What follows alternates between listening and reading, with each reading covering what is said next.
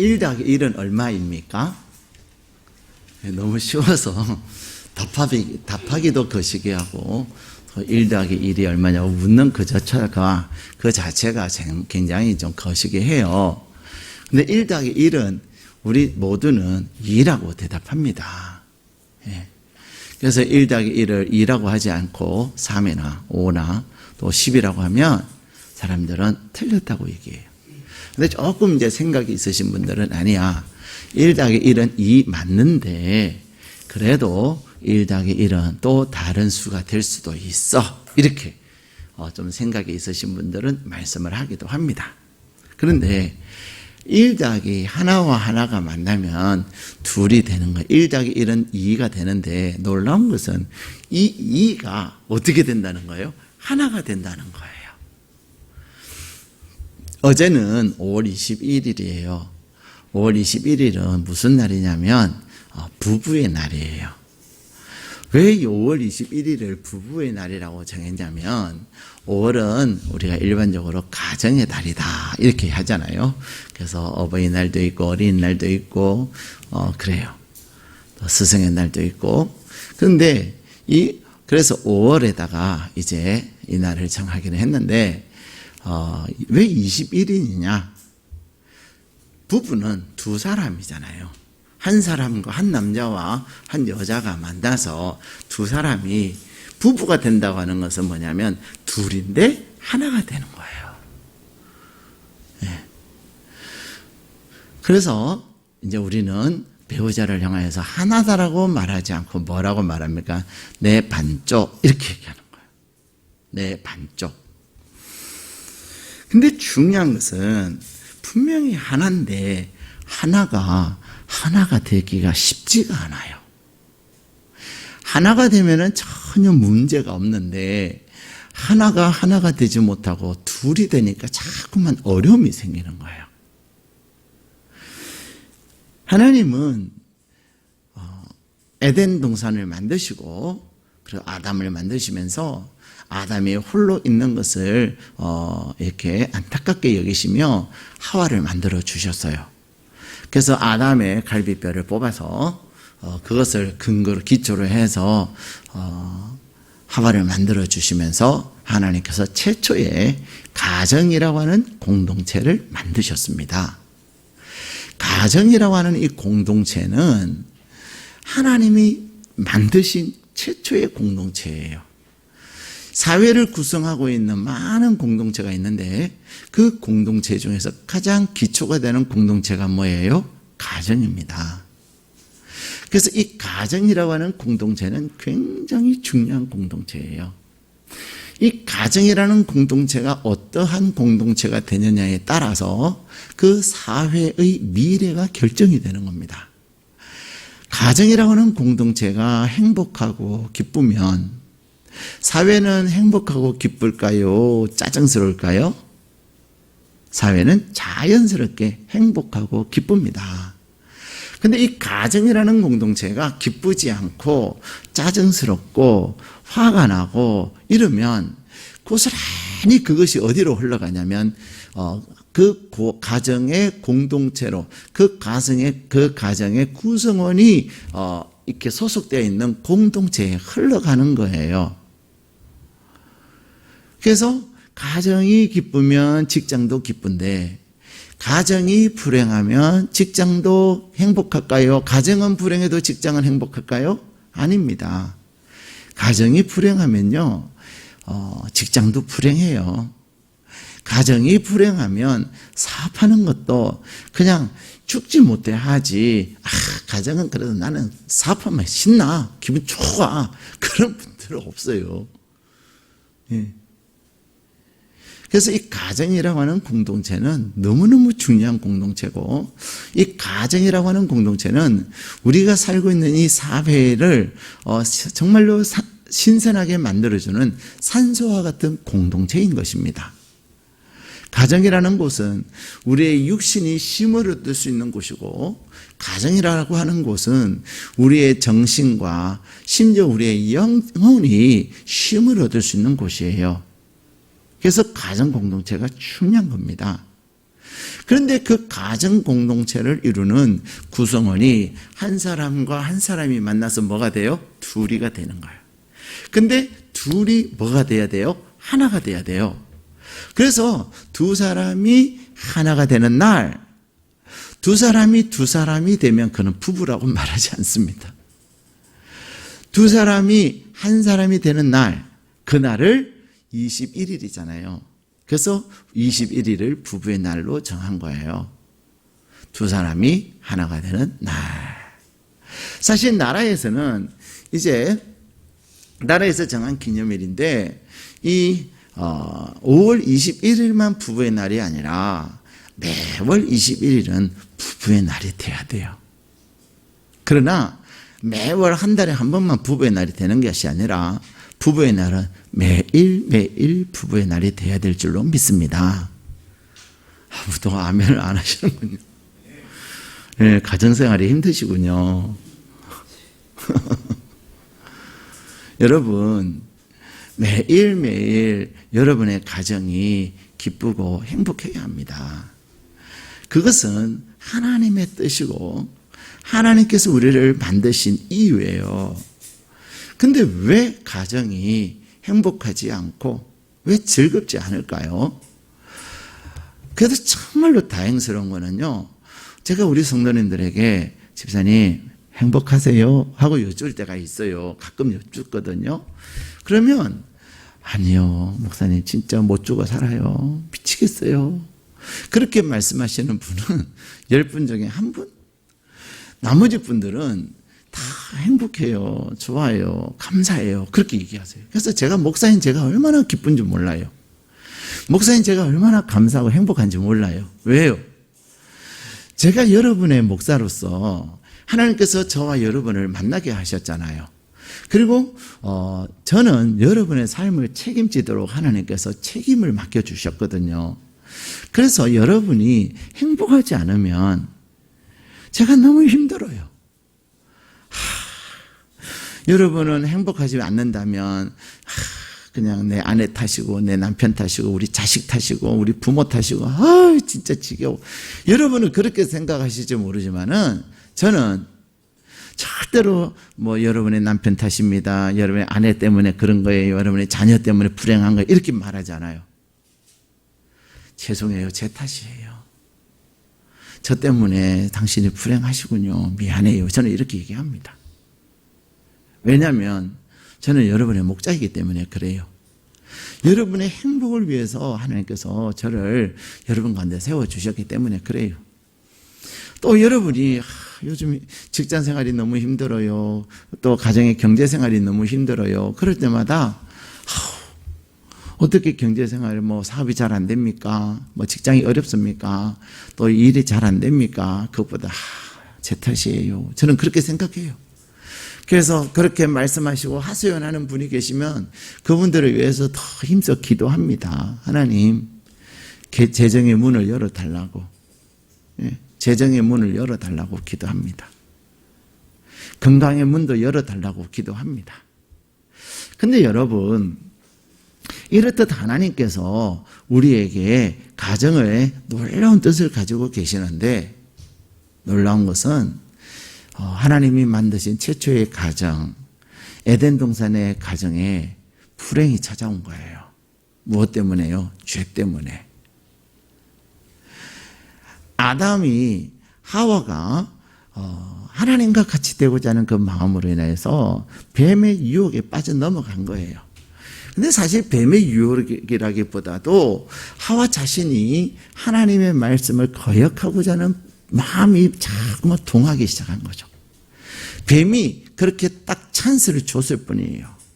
그리고 결국 아담도 거기에 넘어져서 선악을 알게 하는, 하나님께서 절대로 하지 말고 그렇게 하면 반드시 죽는다고 말씀하셨던 그 일을 딱 하고 나니까 그때부터 남편을 보는데 부끄러워요. 아내를 보는데 부끄러워요. 그래서 가리기 시작하는 거예요. 사실 부부는 가릴 것이 있어야 돼요, 없어야 돼요? 없어야 돼요. 예를 들어서 제가 이렇게 몸에 흉터가 있다면 어떻게 내가 내 남편한테 이 흉터를 보여줘? 어떻게 내 아내에게 이 흉터를 보여줘? 그러면은 그 가정은 하나가 아니에요. 둘이 하나가 아니라 둘이 둘인 거예요. 적어도 내가 상대방을 사랑해서 가정을 이루면 나의 모든 그 연약함, 정말로 사상 사람들에게는 가리고 싶은 것을 누구에게는 가리지 않는 거예요? 배우자에게는 가리지 않는 그것이 둘이 하나가 되는 거예요. 근데 아담과 하와는 가리기 시작한 거예요. 가리는 것뿐만 한 것이 아니라 죄가 그들 가운데 들어가자 그들은 뭐 하기 시작한 거예요? 남의 탓을 하기 시작한 거예요. 아담은 하와 탓하고 배우자 탓하고 하와는 또 누구 탓해요? 심지어는 뱀 탓을 했을 뿐만 아니라 더 나아가서 하나님 탓을 하는 거예요. 우리 안에 무슨 일이 생기면 자꾸만 누구 탓을 하려고 하는 그런 유혹이 있습니다. 누구 때문에? 아닙니다. 다 때문이에요. 근데 우리 안에 있는 죄의 본능이 자꾸만 누구 때문이라고 남의 탓을 하려고 하는 그런 경향들이 있습니다. 잠언 23장 7절에 보면은 하나님께서 행복한 가정의 열쇠가 되는 말씀을 주셨는데 잠언 23장 7절에는 뭐라고 말씀하고 계시냐면 대저 그 마음의 생각이 어떠하면 그 위인도 그러한즉 이렇게 말씀하세요. 다시 말하면 그 사람의 됨됨이는 무엇에 의해서 결정된다고요? 그 사람의 마음의 생각에서 결정된다는 거예요. 누군가 행동을 합니다. 어떤 행동을 하면 그 행동은 그냥 한 것이 아니에요.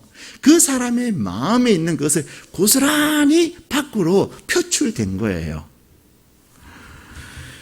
그래서 우리의 삶이 정말로 행복하고 우리의 삶이 하나님의 놀라운 은혜를 누리는 삶이 되기 위해서는 내 마음의 생각과 내 마음의 의식이 하나님 안에서 건강해야 되는 거예요. 가정의 행복은 어디에 담겨 있어요? 남자와 여자 그 사람의 마음의 생각에 달려 있다는 거예요. 그 사람이 어떤 마음을 가지고 있고 그 사람이 어떤 생각을 가지고 있느냐에 따라서 그 가정은 행복할 수도 있고 불행할 수도 있는 거예요. 여러분, 가정의 행복이 물질에 있는 것이 아닙니다. 여러분, 드디어 몇 대 몇십 대 몇의 경쟁률을 뚫고 당첨됐어요. 분양을 받았어요. 분양에 당첨이 됐어요. 기분 좋아요, 나빠요? 그렇죠. 여기는 별로 안 좋은 것 같아요. 집이 다 있으신 것 같아요, 여기는. 그리고 나는 뭐 1가구 1주택, 이제 더 이상 부동산에 관심 없어. 그러신 것 같아요. 여기는 좋으신 것 같아요. 좋으시죠, 그죠? 내가 집을 분양을 받는데 왜 싫겠어요? 그래서 두 사람이 부둥키고, 야! 드디어 50대 1의 경쟁률도 됐다! 그 기쁨 얼마나 갈까요? 분양의 기쁨은 잠깐. 근데 돈은 어디서 나와? 이제 돈 얘기를 시작하면서부터 그러면은 당신 시아버지한테 얘기 좀 하면 안 될까? 아이, 우리 아버지 돈 없잖아. 맞아, 장모님 돈 있는 것 같아. 그러면서 이제 서로 이제 돈 문제를 가지고 이제 갈등이 시작되는 거예요. 여러분, 물질만 그런가? 물질로 내 행복이 만들어지는 거 아닙니다. 아무리 좋은 페라리 차를 타고 다닌다 할지라도요, 내 심령이 편하지 않으면 아무리 좋은 차를 타고 다니면 불편한 거예요. 힘들어요. 근데 물질로 내가 행복한가? 절대로 아닙니다. 그렇다고 내가 명예가 있다고. 요즘 우리는 이제 지방선거, 지선이라고 그러더라고요. 지방선거를 지선이라 그러는데 이 지방선거 정말로 너무 처절하지 않아요? 여러분, 오늘도 교회 오시는 길에 보면은 막 이렇게 들고 인사 꾸벅꾸벅 하고 엄청나게 무거워요. 거기 판 있잖아요. 하여튼 15일에 선거운동이 시작됐는데 하시는 분들 뭐 때문에 그래요? 명예를 얻고 권력을 얻기 위해서 그런 거예요. 근데 그분들이 당선이 됐어요. 뭐 시장으로, 그 다음에 또 시의원으로, 구의원으로 이렇게 당선이 되면 이제 행복할까요? 아닙니다. 그것은 잠깐이에요. 그 당선의 행복은 잠깐이고요. 어떤 분은 당선됐다가 감옥에 가시는 분도 계시고. 그래요. 근본적으로 무엇의 문제냐면 내 마음의 문제예요. 가족에서 사람들이 가정에서 나누는 대화를 한번 잘 들어보십시오. 가정에서나 또 여러분의 생활 속에서 나누는 대화를 들어보면 사람들은 깎아내리는, 남을 비판하고 남을 막 깎아내리는 얘기를 많이 해요. 아내는 남편에 대해서 무슨 얘기를 많이 해야 돼요? 남편 자랑을 많이 해야 되는 거예요. 남편들은 무엇을 많이 해야 돼요? 아내 자랑을 많이 해야 돼요. 근데요, 아내들은 자기 남편에 대해서 우리 남편은 남의 편이야, 남의 편. 도대체 저 인간은 나는 칭찬을 하고 남의 다른 여자들만 칭찬한단 말이야. 내 편을 절대로 안 들어줘. 막 그러면서 막 거품을 무는 경우들이 있어요. 우리 교회 성도들은 안 그런데 다른 분들을 보면 그래요. 커피숍 같은데 앉아 있으면요, 그런 얘기 많이 들어요. 또 남편들은요, 아내 얘기 안 하실 것 같죠? 여기 계시는 남편들, 여러분의 아내들은 절대로 안 그러니까 묻지도 마시고 의심도 하지 마세요. 근데 예수 안 믿는 남편들은요, 다니면서 얼마나 부인 욕을 많이 하는지 몰라요. 세상에 내가 그런 여자인지 몰랐다고 하면서 막 그렇게 욕을 하고 막 그런 사람들이 있어요. 그 사람이 내 앞에 있을 때는 말을 못하면서 없을 때는 얼마나 남을 깎아내리는 얘기를 많이 하는지 몰라요. 거기다가 또 의심도 많이 합니다. 저는 늘 그런 얘기를 해요. 누군가가 의심하는 얘기를 할 때 제발 봤어요? 증거가 있어요?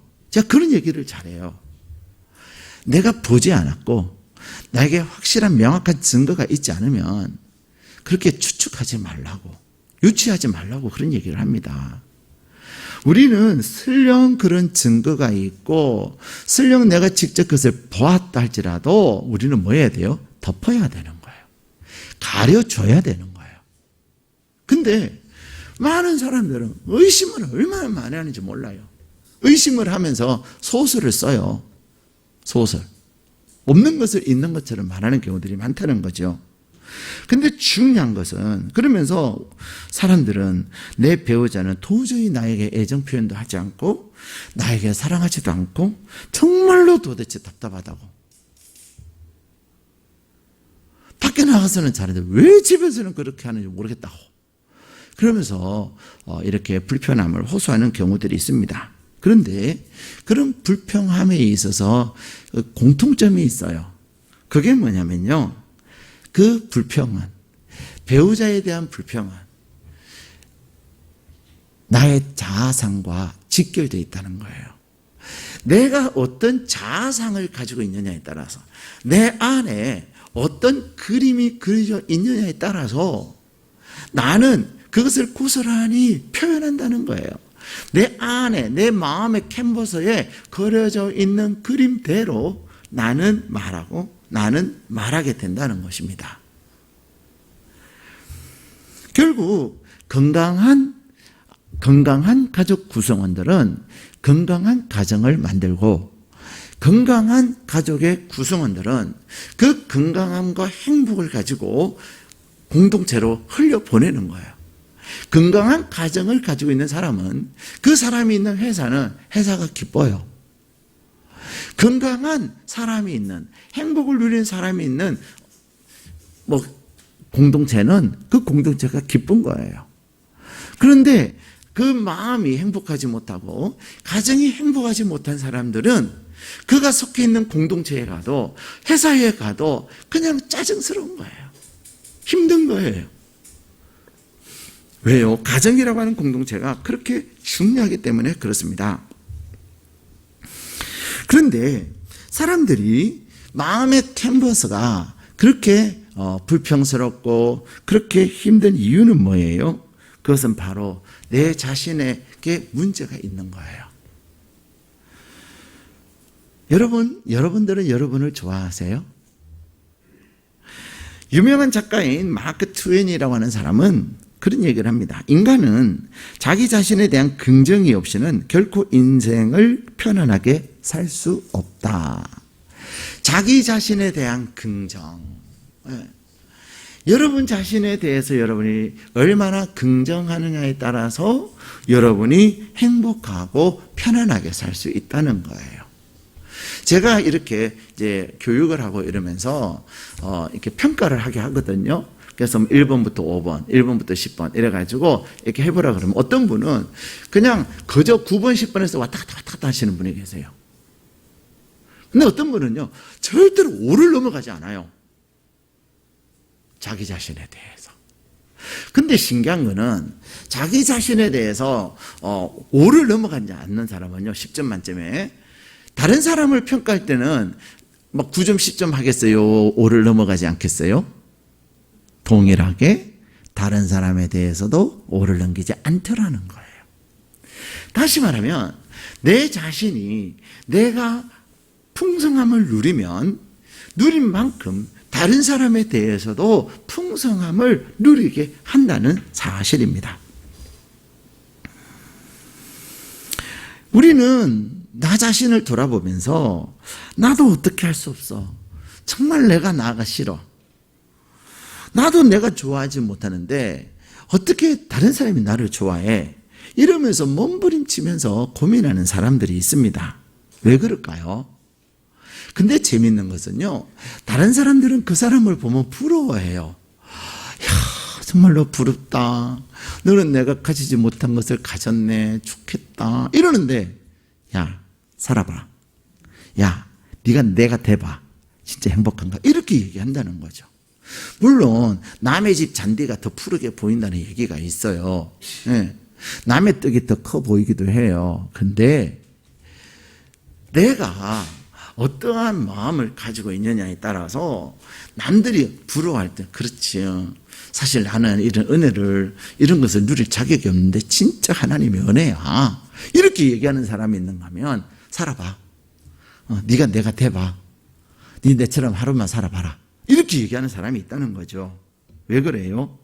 우리 안에는 부정적인 그런 생각들이 많이 자리 잡고 있기 때문에 그래요. 근데 우리 자신이 나도 내가 싫어. 나도 나를 어떻게 할 수가 없어. 이런 나 자신에 대한 그런 부정적인 자아상을 가지고 있는 원인은 뭐냐? 그것은 바로 비교의식 때문에 그래요. 비교의식. 저는 우리 교회 성도님들이 비교의식을 갖지 않도록 계속해서 많이 얘기를 합니다. 공부할 때도 절대로 앞에 사람이 그런 것처럼 저 사람이 그런 얘기 하지 말라고. 그건 이미 비교거든요. 발표를 할 때도, 뭐 부자님들이 발표를 할 때도 절대로 앞에서 내가 하고 싶은 얘기 다 했어. 이런 얘기 하지 마십시오. 내 부서 얘기만 하십시오. 이런 얘기를 저는 종종 합니다. 왜?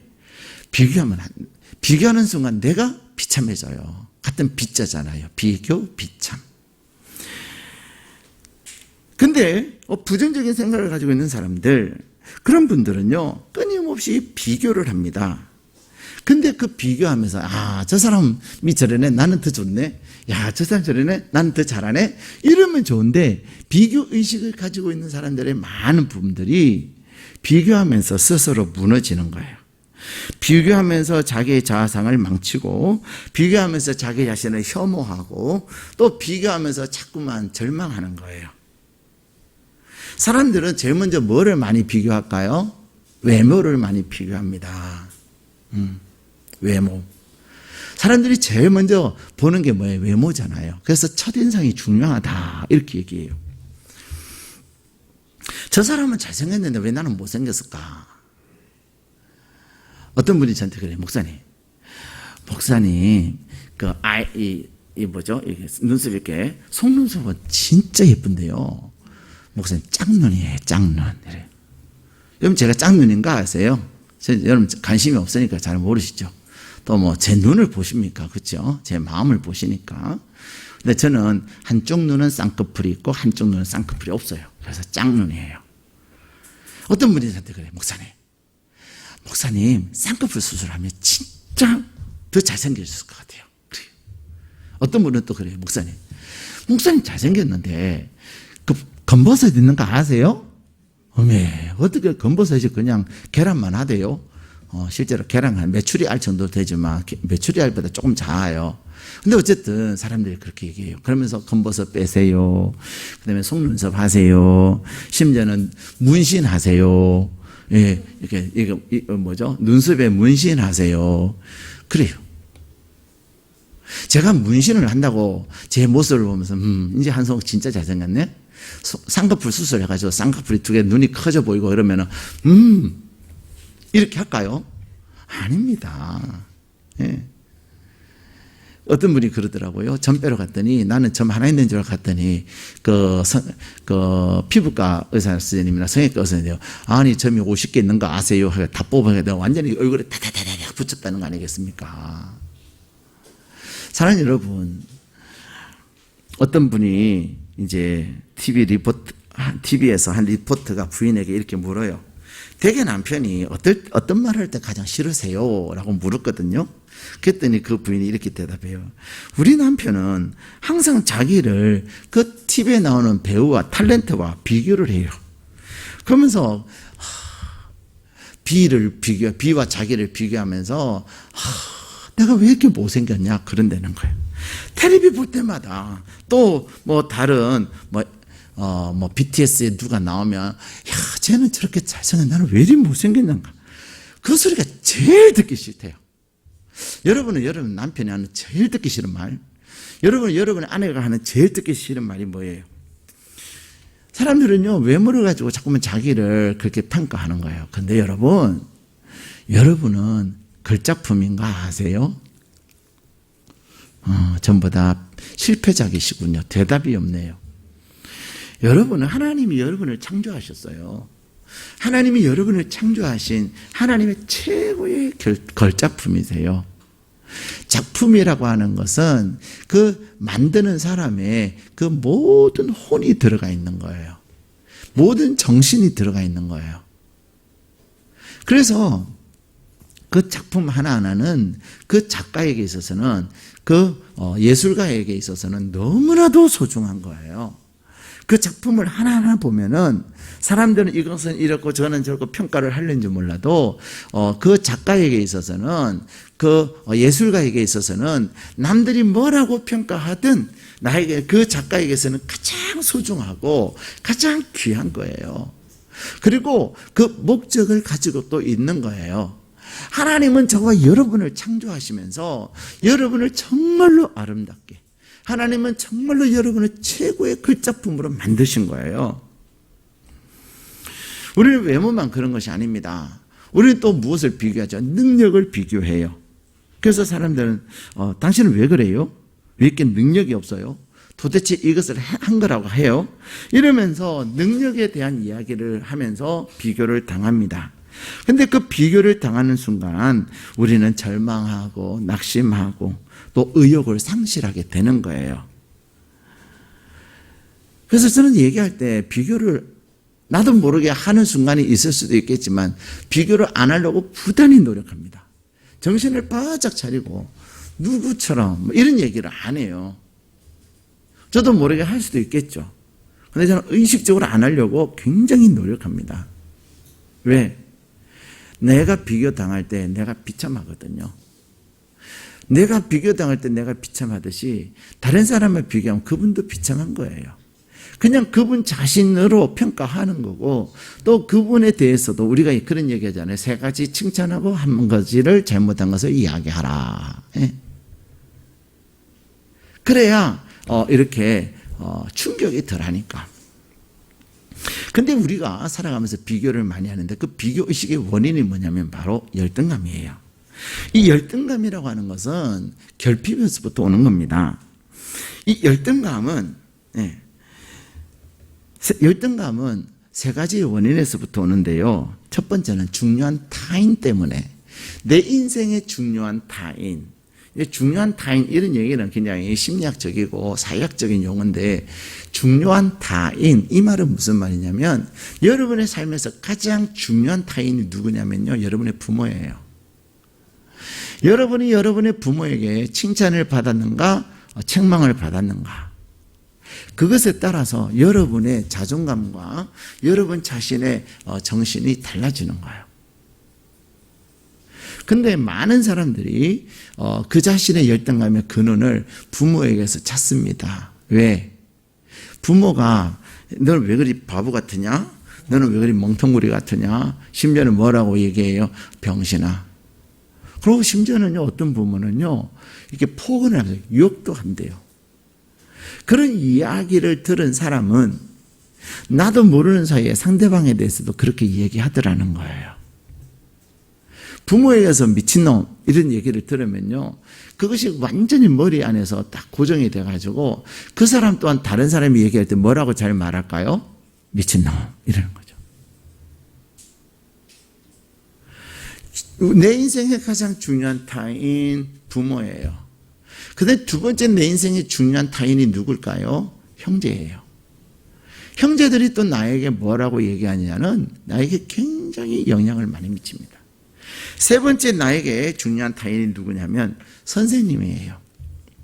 학교 선생님, 또 교회 선생님, 또 학원 선생님 등등 우리에게는 선생님이 많이 있습니다. 그 선생님에게서 내가 어떤 이야기를 듣느냐. 정말로 가능성이 없는 학생이요, 담임 선생님 한마디에 의해서 인생이 변화되고 인생이 잘된 경우들이 얼마나 많은지 몰라요.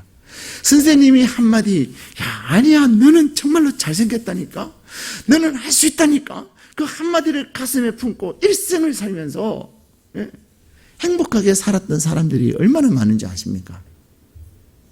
그런데 선생님이 한마디 내뱉던 그 말이 그 사람으로 하여금 열등감을 갖게 만드는 거예요. 두 번째 열등감의 이유는 사회적 기대예요. 기대. 부모가 우리를 기대합니다. 나도 모르는 사이에 부모가 나를 기대하네. 그때부터 우리는 이제는 열등감에 빠지는 거예요. 왜? 절대로 부모의 기대에 완벽하게 부응하는 자녀는 거의 없어요. 또 부모라고 하는 존재는 자녀에게 자녀 있는 모습 그대로를 100%로 생각하지 아니하고, 아니야 쟤는 잘했다 그러면 80점 받았을 때 잘했다 그러면 이제는 교만해져 가지고 공부도 안 해. 90점 정도로 딱 목표를 둬야 그래도 80점 받아도 칭찬해 주고 이러는 거야. 이러면서 부모 스스로 높은 기대감을 만들어 놔요. 근데 부모는요, 그래서 칭찬하는 것에 굉장히 인색해져요. 자녀가 나태해질까 봐라고 하는 미명하에. 근데 그러지 않습니다. 그러면서 왜 이것밖에 못했냐, 도대체 왔냐. 근데 여러분들이 여러분의 자녀들에게 비싼 돈을 들여가면서 학원을 보내고 이러는데, 학원을 보내는 거 중요합니다. 근데 더 중요한 게 뭐냐면요, 여러분의 자녀들을 칭찬하셔야 돼요. 목사님 칭찬할 구석이 없어요. 찾아보세요. 안 보여요. 기도해 보세요. 칭찬할 거 진짜 많아요. 근데 여러분의 자녀를 칭찬하기 시작할 때 여러분의 자녀가 달라지기 시작하는 거예요. 예. 근데 자꾸만 이것밖에 못하냐, 도대체 너는 누구 머리를 닮아서 그러냐, 너는 바보다, 멍텅구리다, 이런 얘기하면서 학원을 보내보세요. 학원에서 공부를 해도 바본데, 나는 멍텅구리인데 이거 해서 뭐 하나, 이 생각밖에 안 하는 거예요. 세 번째 우리에게 열등감을 주는 게 뭐냐면요, 완벽주의적 신앙이에요. 이 완벽주의라고 신앙이라고 하는 것은 우리 교회 안에서 생겨나는 건데, 이 완벽이라는 것은 우리가 들을 때는 굉장히 좋아 보이고 이상적인 것 같지만, 그렇죠? 그것을 나에게 적용할 때는 굉장히 힘들고 고통스러운 거예요. 여러분, 크리스찬으로 산다는 것은 어떤 것입니까? 내가 기독교인으로 하나님의 자녀로 산다고 하는 것은 절대로 잘못하는 거 없고 완벽한 인생을 사는 것, 그것을 말합니까? 가끔 사람들은 그런 얘기해요. 아니 쟤는 예수 믿으면 왜 저렇게 살아? 그럴 때 우리는 막 깨갱해요. 근데 여러분, 내가 하나님의 자녀로 산다고 하는 것은 내가 완벽한 게 아닙니다. 물론 우리는 최선을 다해야 되지만 나의 최선에도 불구하고 우리 부족함이 있는 거예요. 나의 부족함을 인정할 수 있는 것. 오히려 내가 기독교인으로 산다고 하는 것은 내가 잘못했을 때, 나의 연약함을 발견했을 때 내 잘못을 인정하고 내 연약함 가운데서 맞습니다. 내가 연약합니다. 그래서 당신의 도움이 필요합니다. 내가 연약합니다. 내가 최선을 다하는데 내 부족합니다. 그러면서 뭐 하는 거예요? 하나님 나를 도와달라고 하나님의 은혜를 구하는 거예요. 여러분, 적어도 일에 충실한 가족 여러분들은 예수 믿는 사람들에게 그렇게 말씀하시면 안 돼요. 야, 쟤는 예수 믿어 왜 저렇게 사냐?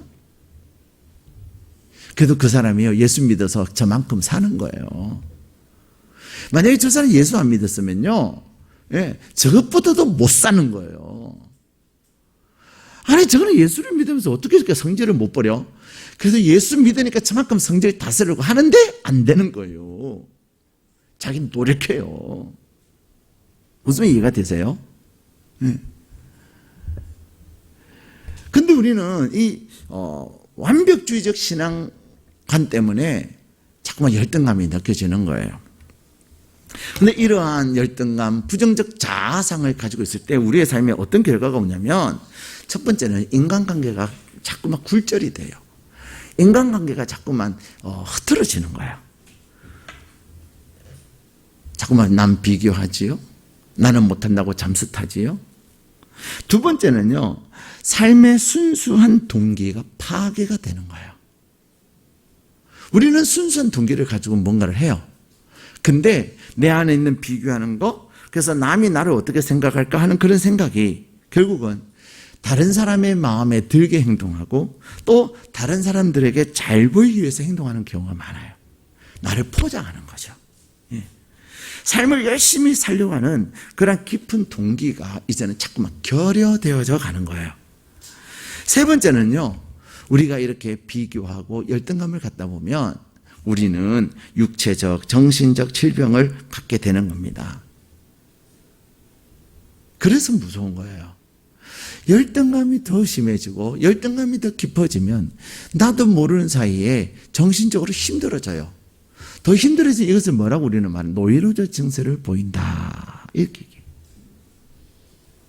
네 번째는 우리의 이러한 열등감이나 또 비교하는 이것은 우리에게 우리의 신앙생활을 방해하는 겁니다. 예. 참된 신앙생활을 방해하는 거예요. 그래서 우리는 자꾸만 비교하고 열등감을 갖다 보면 무슨 얘기를 합니까? 하나님이 계시는데 왜 나를 이렇게 만들었을까? 하나님 하필이면 왜 나의 삶을 이렇게 하실까? 하나님을 향해서 하필이면 왜 이런 반문을 합니다. 우리는 하나님을 향해서 막 왜 그러셨어요? 왜 그럽니까? 왜 나한테 그럽니까? 이것이 아니라 하나님 나는 부족합니다. 하나님 나에게 은혜를 베풀어 달라고 그 은혜를 구하는 거예요. 그럴 때 하나님의 은혜를 경험하고 그 속에서 하나님의 일하심을 경험하게 되는 것입니다. 사랑하는 여러분, 오늘 설교 제목이 뭐죠? 나의 가능성을 발견하라입니다. 나에게 있는 가능성을 발견하라. 오늘 하나님께서 우리에게 주신 본문의 말씀에 보면은 우리가 열등감을 가지고 우리가 비교하는 이유가 뭐냐면 내 안에 가능성을 발견하지 못하기 때문에 그래요. 나는 흙수저인 것 같아요. 다른 사람이 나를 비교해요. 다른 사람이 나를 자꾸만 책망을 해요. 또 내 자신도 죄인인 나는 자꾸만 내 자신을 볼 때 남을 비교하다 보니 내 모습은 점점 쪼그라들어가요. 특히 가정생활에서. 여러분, 아내들이 또 남편들이 배우자를 비교하는 거 아세요? 엄청나게 비교를 해요. 그래서 우리가 이렇게 결혼학교에서 그런 얘기하면 절대로 부부싸움 할 수 있잖아요. 부부싸움 할 수 있는데 배우자 당사자를 두고만 얘기하지 당신의 집안안 이러면서 시댁을 얘기하고 처갓집을 얘기하고 이러지는 말라는 거예요. 예. 그리고 갈등이 일어날 수 있어요. 갈등이 이렇게 뭐 말다툼할 수도 있잖아요. 부부싸움 할 수 있잖아요. 그러면 그 상황만 가지고 얘기해야지 다시 연애할 때부터로 돌아가가지고 그 다음에 결혼 신혼 초기 이야기를 돌아가가지고 그렇게 비교를 하면 안 된다는 거예요. 그러면 정말로 불행해져요. 근데 사랑하는 여러분, 우리 안에는 내 안에 나의 연약함이 있습니다. 근데 나는 하나님이 여러분을 그렇게 만들지 않으셨어요. 하나님이 우리를 만드시면서 우리에게 있는 가능성이 뭐예요? 그것은 우리 오늘 본문 말씀 다시 한번 읽겠습니다. 시작. 너의 하나님 여호와가 너의 가운데에 계시니 그는 구원을 베푸실 전능자이시라. 그가 너로 말미암아 기쁨을 이기지 못하시며 너를 잠잠히 사랑하시며 너로 말미암아 즐거이 부르며 기뻐하시리라 하리라. 아멘. 여러분 안에 가능성이 무엇입니까? 여러분은 나는 흙수저라고 생각하고 나는 정말 할 줄 없는 게 없다고, 할 수 있는 게 없다고 말하고 나같이 못생긴 사람이 있으면 나오라고 말하고 그럴는지 모르지만은 여러분 안에는 어마어마한 가능성이 있는 거예요. 그 가능성이 바로 전능하신 하나님이십니다. 하나님은 오늘 우리에게 그렇게 말씀하십니다. 나는 너의 그 어떠한 상황과 너의 어떠한 형편에서도 구원을 할 수 있는 전능자다. 우리 하나님은 영원히 죽을 수밖에 없는 우리를 구원하여 주셨고 예수 그리스도의 십자가로 구원하여 주셨을 뿐만 아니라 이 세상을 살아가는 저와 여러분을 위해서 여러분이 처하고 겪게 되는 그 어떤 상황과 그 어떤 형편에서도 하나님이 여러분을 건져주시는 전능하신 하나님이세요. 전능이라고 하는 단어는 되는 것도 있고 안 되는 것도 있는 그런 것이 아니에요. 전능이라고 하는 것은 모든 것에 대하여 능력이 있다는 것입니다. 내 자신을 찾아보면은 나라고 하는 사람은 부족한 것이 많을지 모르지만 내 안에 무엇을 담고 있느냐가 나를 결정하는 거예요. 예. 아무리 보잘것없는 케이스랄지라도 그 안에 엄청난 프로그램을 가지고 있으면 그 프로그램만큼 그 케이스는 능력을 발휘할 수가 있는 거예요. 여러분 안에 있는 가능성이라는 건 무엇입니까? 그것은 바로 전능하신 하나님이 여러분 안에 계신다는 것을 발견하는 것입니다. 그런데 그 하나님이 오늘 여러분을 향해서 뭐라고 말씀하십니까? 여러분을 향하여 기쁨을 이기지 못한다. 여러분, 저는 가끔 엘리베이터 타고 오면서 거울을 보면 씩 웃어요. 잘생겼구나. 그래요. 그래서 하나님, 그래서 제가 좀 괜찮지요? 이렇게 엘리베이터 거울을 보면서 좀 그렇게 얘기할 때가 있어요. 근데 가끔 거울이 없는 엘리베이터는 별로 기분이 안 좋아요. 근데 여러분, 하나님께서 여러분을 기쁨을 바라보시면서 기쁨을 이기지 못하시는 거예요. 하나님이 오늘 이 시간에 여러분을 향해서 여러분은 나는 내가 싫어요. 왜 내가 이 모양이에요? 그렇게 말하는지 모르지만 하나님 여러분을 향해서 내가 너를 사랑한다. 내가 너로 인하여 기쁨을 이기지 못한다. 그리고 내가 너의 이름을 즐거이 부른다. 말씀하고 계시는 겁니다. 하나님이 오늘 나를 향하여서 기뻐하시고 하나님이 나를 사랑하시고 하나님이 나의 이름을 즐거이 부르면서 기뻐하시는 그것을 여러분이 발견할 수 있기를 축복합니다. 하나님께서 여러분 안에 계셔서 여러분을 위해서 일하시고 여러분의 과거가 비록 어떠할지라도 그런즉 누구든지 그리스도 안에 있으면 새로운 피조물이라 이전 것은 지나가시니 보라 새 것이 되었도다. 고린도후서 5장 17절에서 하나님께서 말씀하시는 그 말씀처럼 내가 이제는 예수 그리스도 안에서 내 안에 계시는 전능하신 하나님을 발견하게 될 때 사람들이 나를 싫어하고 사람들이 나를 멀리하는 것이 아니라 그럴지라도 하나님이 나를 사랑하실 때 하나님이 나를 기뻐하실 때 사람들도 나를 기뻐하고 사람들도 나를 사랑하지 않을 수 없다는 사실을 기억하시기를 바랍니다. 우리는 사람들 너무 눈치를 많이 보고 살아요. 사람의 눈치를 보면 벌써 사람들이 여러분 사랑스러워할까요? 사람들이 여러분 안 사랑하는 것처럼 여겨질까요? 사람의 눈치를 보면 볼수록 사람들이 나를 안 사랑하는 것처럼 여겨져요. 근데 여러분 안에 계시는 전능하신 하나님을 발견해 보세요. 그래서 하나님이 여러분을 사랑하신다는 사실을 여러분이 다 경험하고 났는데 이상하게 사람들이 나를 사랑한다 그러고 나 당신 좋다 그런다니까요. 여러분 안에 그 가능성이 있는 것입니다. 여러분 안에 그 가능성이 있는 거예요. 그 가능성을 여러분이 오늘 하나님 안에서 발견하시고, 오늘 또 하나님께서 여러분을 향하여서 아들아, 딸아, 내가 너를 기뻐한다. 내가 너를 사랑한다. 내가 너의 이름을 부르면 즐거워한다. 걱정하지 말아라. 나는 너의 금수저니라. 예? 절대로 부모 탓도 하지 말고, 친구 탓도 하지 말고, 관계 탓도 하지 말아라. 내가 너 안에서 너를 위하여 일을 하느니라 하시는 하나님을 오늘 여러분이 발견하셔서 여러분 안에 가능성이 바로 여러분의 하나님이십니다. 놀란 그 은혜가 여러분을 부유하게 만들고, 여러분이 그 하나님의 은혜를 경험할 때 이제는 다른 사람을 자꾸만 잘못하는 것 지적을 하고, 다른 사람 비판하고, 다른 사람 비난하는 것이 아니라 다른 사람을 축복하고, 다른 사람을 사랑하고, 날마다 다른 사람을 기뻐하며 사는 복된 하나님의 사람 되시기를 주의 이름으로 축복합니다.